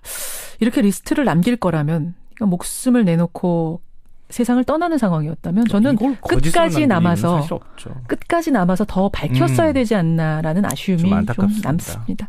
여기까지 오늘의 행간 수고하셨습니다. 네, 고맙습니다. 어제 말레이시아에서 김정은 위원장의 이복형이죠. 김정남을 살해한 용의자 여성 2명이 모두 붙잡혔습니다. 배후는 아직 밝혀지지 않았지만 직접적으로 살해를 저지른 2명이 붙잡히면서 수사의 향방에 관심이 쏠리고 있는데요. 또 김정남의 시신 인도 문제 역시 어제 말레이시아 정부가 북한의 요청을 받아들이겠다. 그러니까 시신을 북한으로 보내겠다. 발표를 하면서 그 시기와 방식에도 관심이 모아지고 있죠. 말레이시아 현지 연결하겠습니다. 현지에 나가 있는 CBS 박초롱 기자 연결을 해보죠. 박 기자 나와 있나요? 네, 말레이시아 쿠알라룸푸르에 나와 있습니다. 2명의 여성이 모두 잡혔네요. 네, 2명의 여성이 모두 잡혔습니다. 말레이시아 당국이 그제 공항 CCTV에 얼굴이 선명하게 드러나서 한국에도 좀 얼굴이 알려져 있었던 베트남 국적의 29살 도안 티 흐엉을 붙잡았었는데 어제 또 다른 살해 용의자 여성을 체포를 했습니다. 체포 직후에 이 여성이 한국 국적이라고 알려져서 상당히 많은 분들이 놀랐었는데 경찰 조사 결과 인도네시아 국적의 25살 시티 아이샤로 드러났습니다. 이 여성도 공항 CCTV에 얼굴이 찍혔고요. 체포 당시에는 다른 사람 없이 혼자였던 걸로 알려졌습니다. 아니 잠깐만요, 박초롱 기자. 그 여권이 인도네시아 여권, 여권이 베트남 여권. 혹시 위조된 여권은 아니냐라는 얘기도 있었는데 국적까지도 확인이 된 거군요. 그럴 가능성도 배제할 수는 없지만 말레이시아 당국은 일단 이들의 국적이 베트남과 인도네시아라고 얘기를 하고 있습니다. 그래요? 네. 그리고 어제 체포됐던 용의자로 당초에 알려졌던 20대 말레이시아인 남성이 있었는데 용의자가 아닌 수사 조력자라고 말레이시아 당국이 밝혔습니다. 그렇군요. 그럼 일단 살해를 직접 실행한 용의자들은 모두 잡힌 건데 그럼 어떻게 수사가 좀 가닥을 잡아가고 있습니까? 일단 의아하고 좀 어설픈 점이 좀 많습니다. 그렇죠. 두 사람의 일단 국적에서 사건과 관련성을 찾아보기가 힘든 데다가 진술이 좀 의아한 측면이 있는데요. 어떤 부분이 그런가요? 일단 제일 먼저 붙잡힌 베트남 여성은 경찰 조사에서 범행 동기에 대해 장난인 줄 알았다면서 부인을 했고 북한과의 관련성도 부정을 했습니다. 그렇죠. 따라서 말레이시아 당국은 여성들에게 살해를 사주했다고 알려진 정체불명의 남성 4명을 추적하는 데 박차를 가하고 있는데요. 그리고 어제 저녁 현지 외신에는 북한이 북한의 소행임을 숨기기 위해서 다국적 청부 암살단을 고용했을 가능성이 있다는 보도도 나왔습니다. 그래요. 앞으로 지켜봐야 될 부분들이 있다면 어떤 걸까요? 일단 북한이 김정남의 시신을 인수하겠다고 그 김정남의 사망이 알려졌을 당시부터 강력하게 요구를 했었는데요. 어제 말레이시아 부총리가 부검 결과가 나오고 수사가 종결되는 대로 당초 북한이 요청한 대로 시신을 인도할 수 있다. 이렇게 원론적인 입장을 밝혔습니다. 그리고 김정남의 사망 원인에 대해서는 현재로서는 불분명하다는 입장도 함께 밝혔습니다. 사망 원인에 대해서는 아직도 불분명하다. 부검 다 끝났는데 아직도 그거 밝히기가 어려운가요? 이게 뭐 독침에 의한 건지 독가스에 의한 건지 뭐 스프레이인지 아직도 모르는 거예요? 일단 경찰도 액체류에 의한 사례라고 좀 보고 있기는 한 것 같긴 한데요. 예. 근데 아직 부검이 끝났더라도 부검 결과를 좀 부검 결과를 정리하고 발표를 하는 데는 좀 시간이 걸리는 것 같습니다. 그렇군요. 예. 그래서 지금 사실 시신 인도 가능성이 매우 높은. 그 이제 본인의 욕심을 드러내는 전 단계라고 봐야죠. 여기까지 말씀 듣겠습니다. 김경진 의원님 고맙습니다. 네, 고맙습니다. 국민의당 김경진 의원이었습니다. 많이 들어오네요. 무쇠바람님, 아니 총수 구속으로 기업이 흔들리고 경제가 어려워진다면 그 정도 약한 기업이라면은 안 된다, 없어져도 되는 기업이다라고까지 하실 정도로 총수 구속이 기업을 흔드는 일 아니다. 그런 인식 버리자는 문자가 상당히 많이 들어옵니다. 이번 기회에 정경유착이라는 적폐 청산하자 김은경님 위에 많은 분들이 보내주고 계세요. 김성환 씨, 네. 근데 이제 이재용 부회장 구속됐습니다만 어제 사안이 여러 가지가 있었어요. 하나는 청와대 압수수색. 네. 법원이 받아들이지 않음으로써 사실상 무산된 거죠. 네. 그런 것 같습니다. 대면 조사, 대통령 대면 조사는 어떻게 될 것 같으세요? 그게 지금 난제로 남아 있는데요. 이 청와대에서 어떤 태도를 보이느냐가 중요할 것 같은데 지금 양쪽은 아직까지 물러설 기세가 좀 안 보이는 것 같습니다. 그렇죠. 그래도 마냥 거부할 수는 없기 때문에 어떤 방식으로든 결론이 날 것 같은데 좀 지켜봐야 될 것 같습니다. 대면 조사도 사실은 지금 쉽지 않은 상황으로 저는 이거 압수수색 안 되는 거 보니까 대면 조사도 쉽지 않겠다라는 생각은 드는데 국민들의 여망이 어떠냐가 상당히 중요해요. 네, 맞습니다. 뭐 이재용 부회장 구속을 봐도 알겠지만. 문자 보내주시고요. 행간 가겠습니다. 삼성전자 이재용 부회장 구속 얘기를 하셨지만 홍준표 경남지사는 무죄 판결이 났습니다. 항소심에서 무죄 어제 받았습니다. 네, 성완종 리스트에 연루가 돼서 재판을 받던 중에 어제 항소심에서 극적으로 무죄를 선고받았는데요. 이 기사회생 소식에 정치권이 술렁거렸고 인터넷에서는 홍트럼프가 부활했다 이런 반응까지 나왔습니다. 트럼프에 비유해서 홍트럼프. 홍준표의 항소심 무죄 파장. 이 뉴스의 행간을 좀 살펴볼까 합니다. 그러니까 1심을 완전히 뒤집은 거예요, 2심이. 네. 정반대 재판 결과가 나왔는데요. 1심이 꽤 무거웠잖아요. 징역 1년 6월에 추징금 1억 원을 선고했었는데 어제 서울고법은 원심을 깨고 무죄를 선고했습니다. 그렇습니다. 아시다시피 이번 사건은 지난 2015년 성완종 전 경남기업 회장이 남긴 메모와 녹음 파일에서 시작이 된 거 아니겠습니까? 그러니까 홍 지사에게 1억 원을 줬다는 성 전 회장의 생전 메모에다가 성 전 회장 측근인 윤모 씨가 직접 1억 원을 건넸다는 진술까지 한 상황이었습니다. 그렇죠. 근데 재판의 핵심은 윤 씨의 진술을 과연 믿을 수 있을 것이냐. 이거였는데 그러니까 직접 1억 원을 건넸다는 사람의 그 말을 믿을 수 있을 거냐 없을 거냐가 핵심이었군요. 네. 1심 재판부는 윤 씨 진술이 일관되다. 윤 씨 믿을 만하다. 실형을 선고했는데 무죄를 주장했던 홍 지사는 당시에 마치 노상강도를 당한 기분이다 이렇게 얘기를 하면서 반발을 했었습니다. 이 말도 화제가 됐었죠. 하지만 항소심 재판부는 윤 씨가 돈을 들고 갈 때 의원회 간 사무실 구조가 실제와 달랐다. 진술에 신뢰가 없다 이렇게 판단을 해서 무죄를 선고했는데요. 항소심에서는 윤 씨 믿을 만하지 않다 본 거예요. 네, 홍 지사는 재판부가 맑은 눈으로 판단해줘서 정말 고맙다 이러면서 감사의 뜻을 전했고요. 그러면서 친박계를 향해서 독서를 퍼붓습니다. 뭐라고요? 양아치 같은 친박들하고 청와대 민정의 주도 하에 내 사건을 조작해서 만들었다 이렇게 주장을 하게 됐습니다. 나는 조작 사건에 당한 거다. 네. 항소심에서 무죄 선고받고 정말 어제 그야말로 큰 소리를 친 홍준표 지사. 이 뉴스의 행간 이면엔 뭐가 숨어 있습니까? 첫 번째 행간은 슬롯머신 앞에서 10센트 넣고 100만 불 터지기를 기대하지 마라. 이거 어제 홍준표 지사가 판결 뒤에 한 말이죠. 네, 맞아요. 무죄 판결 직후에 한 말인데요. 정확한 워딩은 지금 대통령 후보로 나온 사람들 행태를 보면 마치 슬롯머신 기계 앞에 앉아서 10센트를 넣고 100만 불을 기대하는 모습이다. 이렇게 직격탄을 날린 건데요. 아니, 근데 어제 판결 나고 나서 왜 이런 말이 나온 거예요, 갑자기? 이 말이 무슨 뜻이냐면은 홍 지사가 속한 자유한국당의 대선 후보들이 변변찮다. 이런 얘기인데요. 하지만 이 말의 속뜻이 더더욱 중요합니다. 뭡니까? 나를 뺀다면.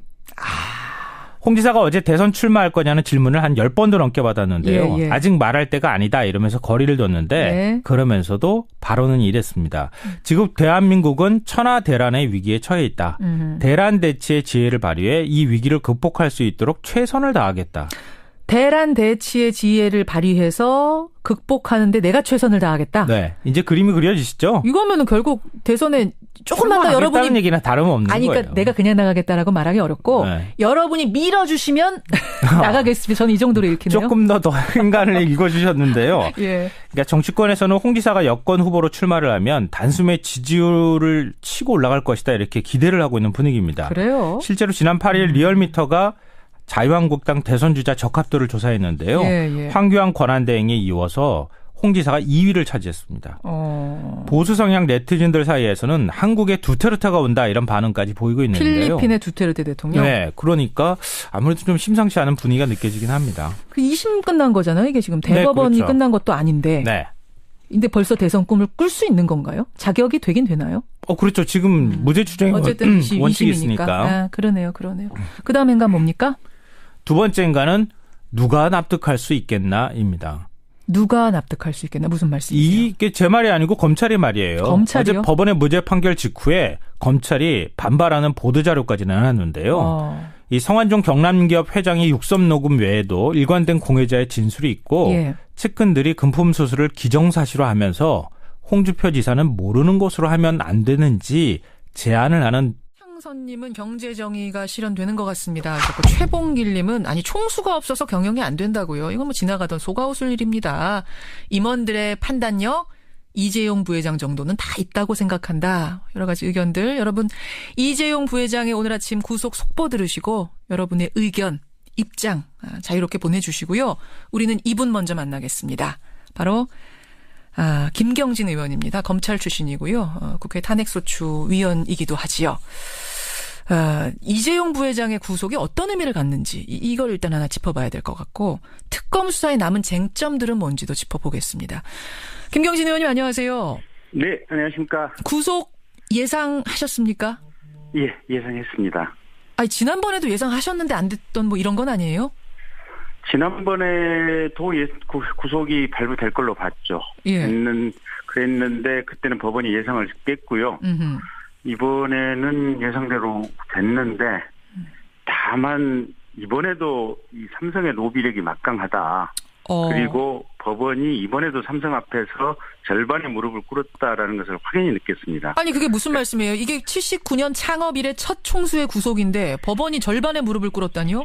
그러니까 박상진 삼성전자 대외협력부문 사장을 불구속 처리를 하지 않았습니까? 박상진은 불구속, 이재용은 구속 이렇게 됐죠. 반반 됐죠. 예, 근데 박상진 불구속 사유가 그 내부에서 의사결정에 관여하는 위치라든지 결국은 이제 실질적인 의사결정을 이재용 부회장이 다 했고 박상진은 그 밑에 부하기 때문에 불구속한 것이다. 지금 이렇게 읽히는 상황이거든요.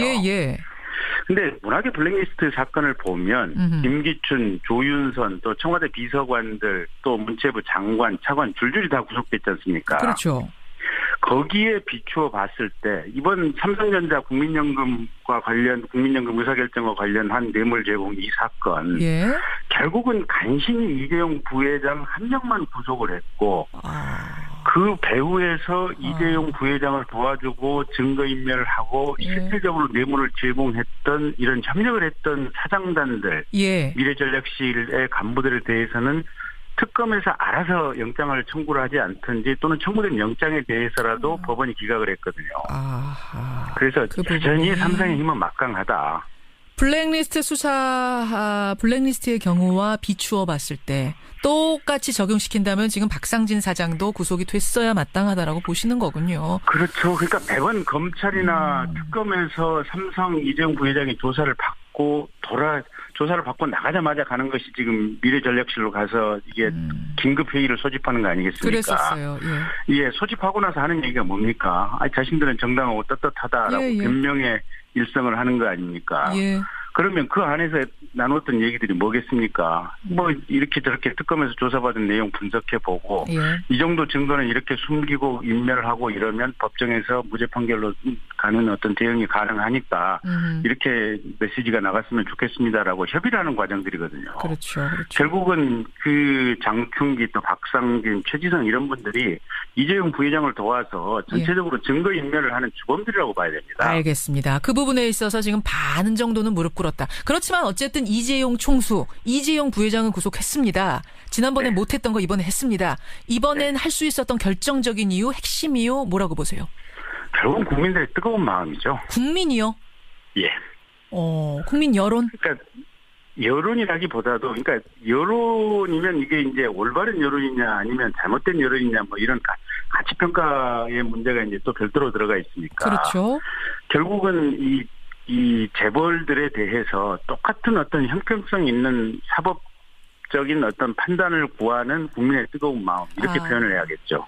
그러니까 이재용 부회장을 구속시켜라 이런 게 아니라 적어도 형평성에 맞게 공평하게 재판해 주십시오. 판단해 주십시오. 한정석 판사님 이 바람이 있었거든요. 이게 적용됐다. 그렇죠. 그러니까 우리 대한민국 사회가 삼성 앞에서는 계속해서 모든 형사사건에서 무기력했지 않습니까? 그렇죠.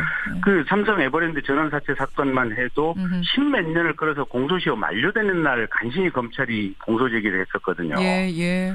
그리고 그렇게 해서 이건희 회장 재판받고 이게 집행유예 받자마자 보름 만인가 이명박 대통령이 사면 처리를 했습니다. 예.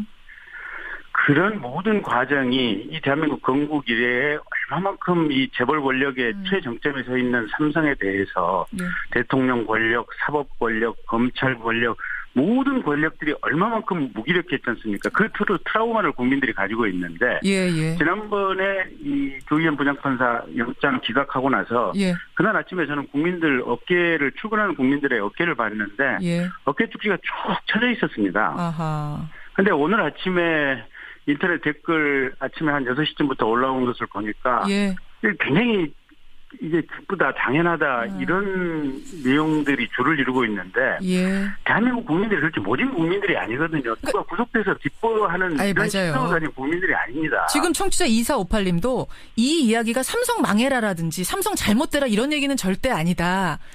오히려 더 잘 되라. 공평하게 이제 정경유착 고리 끊고 잘 되라라는 의미로 해석해야 될 것이다. 이런 문자 들어오네요. 그러니까요. 대한민국 국민들이 누가 안 되면 같이 눈물을 흘리고 같이 안타까워하고 이런 심성을 가진 게 대한민국 국민들인데 그렇죠. 유독 삼성이 이 권력 앞에서 당당하게 또 어떤 사법 권력을 왜곡시켜 왔던 과거의 트라우마 때문에 국민들이 이번만은 제대로 된 어떤 이 사법 권력 집행의 모습을 보고 싶다. 그 염원이 지난번에 영장 기각된 이후에 법원에 아주 강렬하게 전달이 됐고 결국은 법원도 그 국민들의 마음을 읽은 것이 아닌가 그렇게 생각이 듭니다. 그렇게 보세요. 물론 재판 내용도 이번에 영장 발부된 것이 이런저런 어떤 증거관계라든지 도주및 증거인멸의 우려를 보면 당연히 타당한 것이고요. 법리적으로도 많이 보강이 된 거죠? 예, 그렇습니다. 근데 대통령 대면 조사는 결정적으로 못했거든요. 그거 상관없었습니까? 그게 이제 실제 그 대통령과 이루어졌던 부분이 있고 또 최순실 씨라든지 정유라 씨 또 그 사이에 중간에 이제 박상진 씨라든지 장충기 삼성그룹과 이루어진 부분이 있고 이게 대통령과 직접 이루어진 부분은 조사를 못했다고 하지만 실은 안종범 수석이라든지 이런 분들이 대통령의 지시를 받아서 이행을 한 측면들이 있지 않습니까? 수첩도 나왔고요. 그리고 나서 수첩 39건이 추가로 새로 나왔고. 나왔죠. 그래서 그런 부분을 종합하면 대통령 조사는 못했다고 할지라도 이 증거관계는 충분히 보강이 됐다. 그래서 영장을 발부할 만한 사유가 된 겁니다. 근데 그러니까 경제계 안팎에선 이런 얘기도 나와요. 구속해서는 안 된다. 특검이 억지 죄명만 추가했다. 특히 뇌물공여죄 성립시키기 위해서 새롭게 추가한 게 있는데 그게 뭐냐면 중간금융지주회사제 도입시키기 위해서 삼성이 금융위에다 로비했다. 이거는 굉장히 현실성 떨어지는 주장인데 억지로 끼워 맞췄다. 어떻게 보세요? 글쎄요. 일단 지금까지 재벌들이 사법 절차에서 이런저런 많은 특혜를 받아왔다고 하는 것은 전 국민이 다 알고 있는 사실들이고요. 특히 이번에 지금 공정거래위원회 관련해가지고도 최초에 지금 공정거래위원장은 1,000만 주를 처벌하라고 삼성에 권고를 하라고 얘기를 했었는데 예. 갑자기 부위원장이 안종범 씨 쪽에 전화나 얘기를 받고 청와대 쪽에 전화를 받고 그게 500만 주로 급격히 줄였다는 거 아니겠습니까? 예, 예. 그래서 그 지시를 받은 공정거래위원회 서기관이 자기가 봐도 이거는 위원장이 이렇게 있는데 부위원장이 갑자기 청와대 전화 왔다고 500만 주를 줄여주라고 하는 것은 이건 나중에 봐도 큰일이 나겠다 싶어가지고 수첩에 그 과정을 꼼꼼하게 기록을 해놨다는 거 아니겠습니까? 그렇죠. 예. 그래서 그런 잘한 어떤 수사의 소소한 맥락 아주 뭔가 변론을 할 수 있는 소소한 맥락을 문제 삼아서 이게 불구속돼야 된다라고 주장을 하는 것은 예. 이게 지나치게 그냥 한쪽에 알겠습니다. 주장을 하기 위한 주장이라고 하는 것이고요. 특검이 영장을 청구할 만하니까 했고 또 법원이 발부할 만하니까 발부를 한 것이고 예. 이 발부를 방어하기 위해서 그 유능한 전직 검사장 출신 또 전직 법원장 출신 변호사들이 얼마나 많이 붙었습니까? 그 사람들 논리로도 방어를 못한 거 아니겠습니까? 김경진 의원님. 네. 이제 구속은 됐어요. 그리고 20일 동안 수사할 수 있는 거죠. 구속해 놓은 채로. 네, 그렇습니다. 근데 특검은 2월 28일이면 문 닫아야 되지 않습니까? 황교안 대행이 연장을 해주면. 연장 안 시켜주면. 연장 안 시켜주면 문 닫아야죠. 그렇죠. 그럼 어떻게 되는 겁니까, 이거? 2월 27일까지 기소를 해야죠, 일단. 목표는 일단 27일로. 예. 황 총리를 압박하는 카드가 될 수 있을까? 저는 그 질문 드리고 싶어. 아니, 이재용 부회장 같은 거물을 지금 구속해놨는데 우리가 조사할 시간이 부족하다. 그러니 더 연장시켜 주시오라는 어떤 압박의 명분이 될까요? 특검 측으로서는. 그러니까 압박이 아니고 그러니까 특검 수사기간 연장은 당연한 겁니다. 아하. 그러니까 지금 우병우 씨 수사도 안 됐고 예. 또 의료농단 부분도 수사가 거의 이루어지지 않았고 예. 특검이 수사할 이 대상은 아직도 많이 남아 있는데 지금 이재용 씨에 대한 어떤 수사, 추가 수사, 재벌에 대한 추가 수사 이 문제 말고도 더 많이 있는 이런 상황들이거든요. 예, 맞죠. 그런데 황교안 대행이 이렇게 수사 더 하지 마라라고 결정을 하는 것은 합리적인 사리에 맞지 않는 거죠. 아니, 특검법에 이미 연장하도록 돼 있는데 예, 승낙만 하면 되는 건데 이 승낙을 안 할 명분 찾기가 더 어려울 거라고 보시는 거군요. 그러니까 당연한 상식으로 연장을 승인해줘야 맞는데 예. 딱 하나 우려되는 부분은 황교안 총리의 대통령 출마설이 나오고 있지 않습니까? 그렇죠. 예, 그러면서 본인이 내가 보수의 아이콘으로 자리를 잡아야겠다. 예. 그러면 특검 수사기간 연장을 불허함으로써 예. 이 보수층의 마음을 사로잡고 그래서 자기의 어떤 본인의 정치적인 입지를 다져야겠다. 이런 잘못된 생각을 함으로써 혹여 수사기간을 연장을 불허하지 않을까 그런 우려가 있는 것은 사실입니다. 그거 하나가 변수라는 말씀. 정상적인 판단이라면 합리적인 판단이라면 명분 없다는 말씀. 그리고 이제 황교안 대행도 검사 출신인데요. 예. 저도 검사 출신이고 예. 검찰 내부에서 이 검찰 중간 관리자 이상부터 이제 실무 검사가 수사 기간을 연장하겠다고 결재를 가지고 왔을 때 예. 단 한 번도 이걸 불허하는 적을 검찰 내부에서 본 적이 없습니다. 수사하겠다는 검사한테 그만해라고 하는 상사는 없다고요? 예, 그렇습니다. 알겠습니다. 그래서 그런 것들이 황교안 대행도 수십 년간 이제 검사로서 몸에 배웠기 때문에 당연히 연장을 해줘야 된다라고 생각을 하는 것이 아주 정상적인 어떤 직업에 따른 사고의 습관이고요. 예. 만약 이번에 거부하시는 거면 기록 세우시는 거네요, 검찰 역할. 그런 상황인 거고요. 예. 향후에 부검 결과가 공개가 되면서 사망 원인이 정확히 무엇으로 나올지. 또 수사가 종결되면서 언제 북한으로 시신이 이송될지에 관심이 쏠리고 있습니다. 또 중요한 건 두 여성에게 사실상 살해를 지시한 걸로 보이는 달아난 공범 4명. 네. 이 4명을 붙잡아서 이들 가운데 과연 북한인이 있는지 또 범행을 왜 지시했는지 밝히는 게 앞으로 사건 해결의 정확한 열쇠가 될 전망입니다. 지금 박초롱 기자는 말레이시아 현지에서 말레이시아 현지 경찰들을 상대로 취재를 하고 있기 때문에 제가 질문드립니다만 결국은 이 2명의 여성에게 사주한 4명의 남성이 중요한데 4명의 남성에 대해서 이 2명의 여성이 뭐라고 진술하고 있는지 이 부분은 지금 정확하게 안 알려지고 있나요? 예, 정확하게 알려지는 바는 없고요. 현재 언론에도 그 부분에 대해서는 사실상 정확하게 나오는 부분은 없습니다. 그래요. 예. 다만 이 두 여성이 그 말레이시아로 여행을 와서 이 4명의 남성을 만난 것으로 일단 그렇게 진술하고 있는 것으로 나타나고 있습니다. 예, 워낙 지금 보도가 설이 많아서 제가 박초롱 기자, 현재 있는 박초롱 기자한테 자꾸 확인을 하게 되는 건데 우리는 여행을 왔다. 난 베트남에서 여행 왔고 나는 인도네시아에서 여행 왔다. 와서 그 남성들을 만난 거다라고까지 진술한 것으로 지금 알려지고 있다. 아, 박초롱 기자, 말레이시아 멀리에서 고생하고 있네요. 오늘 소식 고맙고요. 속보가 더 들어오면 알려주십시오. 네, 감사합니다. 예, CBS 뉴스 박초롱 기자였습니다. 이어서 북한 전문가세요. 동국대학교 북한학과 김용현 교수를 연결해보죠. 김용현 교수님, 안녕하세요. 네, 안녕하십니까. 살해 용의자들 체포하고 보니까 국적이 제각각이에요. 베트남, 인도네시아. 그렇습니다. 누굴까요, 이 사람들? 지금으로서는 명확하게 누구다라고 단정짓기가 좀 어려울 것 같습니다. 그렇죠. 이 인물들이 베트남 여성, 인도네시아 여성, 예. 4명까지 포함하면 도대체 몇 개 국가 사람일지 알 수 없을 정도로 다국적 암살단이다 이렇게 봐야 될 것 같고요. 예. 그렇게 본다면 상당히 앞으로 그 진실 규명을 하는 데 있어서도 굉장히 복잡한 상황이 발생할 수도 있을 것 같습니다. 그리고 그 여성들의 진술이 지금 뭐 다 믿을 수 있는 건 아닙니다만 믿을 네네. 수 있다고 했을 때는 상황이 더 복잡해지는 것이 네네. 그 남성들이 장난으로 한번 뿌려보라고 했다. 뭐 장난으로 해보라고 했다 해서 장난인 줄 알고 실행을 했는데 사람이 죽었다. 지금 이렇게 얘기하고 있는 거잖아요. 그렇다면은 몇 단계를 거치면서 이 암살이 청부됐을 가능성, 배후를 밝히기가 상당히 어려워질 가능성도 있네요.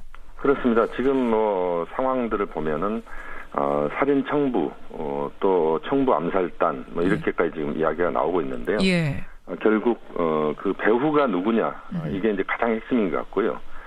배우가 어떤 특정 국가인가에 대해서 특히 이 4명의 남성들이 어쨌든 이들이 잡혀야 구체적인 상황이 확인될 수 있고 또 하나는 부검 결과가 지금 이번 주말 정도에 나온다고 하는데요. 예. 부검 결과가 명확하게 나와야 사건의 진상이 상당히 근접하게 우리가 확인할 수 있는 방식들이 나올 것 같습니다. 이제 북한이 맞다라고 국정원은 아예 확신을 하고 있고, 네네. 이제 국제적으로도 북한이 유력하다라는 얘기가 나오고 있는데, 네. 정작 북한은 가타부타 반응이 아직 없죠. 그렇습니다. 북한은 아마 앞으로도 반응을 안 할 가능성이 매우 높습니다. 왜 그렇게 보십니까? 북한에서는 김정남의 존재가 북한 내부에는 알려져 있지 않습니다. 북한 내부에서는 김정남의 존재를 모른다고요? 그렇습니다. 김정일의 첫째 아들인데? 북한 내부에서는 북한 주민들은 김정남의 존재를 아예 모르는 사람으로 돼 있습니다.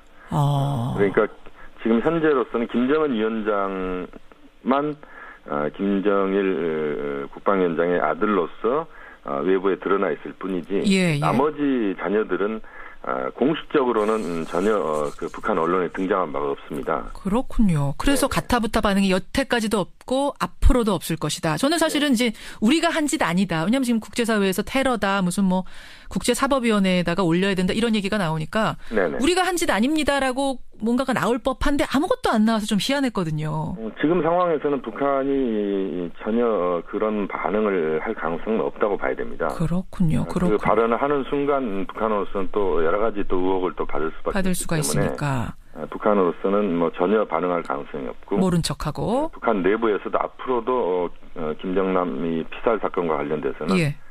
공식적으로는 언급은 안 될 것 같고요.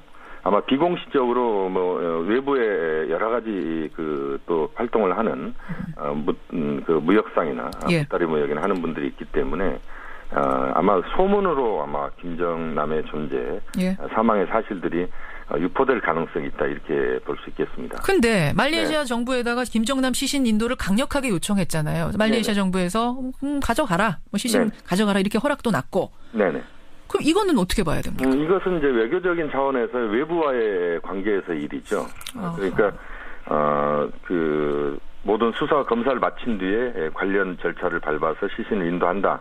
이게 이제 자이드 부총리의 발언 아니겠습니까? 예. 그렇게 본다면 이것은 이제 그 북한 당국과 말레이시아 당국이 그 앞으로 일을 진행하는 것이기 때문에 북한 내부 주민들에게 알려지는 것은 아니다. 이렇게 볼 수 있습니다. 근데 북한이 모른 척하려면 끝까지 모른 척할 수도 있었고 이 시신이 유가족들에게 갈 수도 있었는데 왜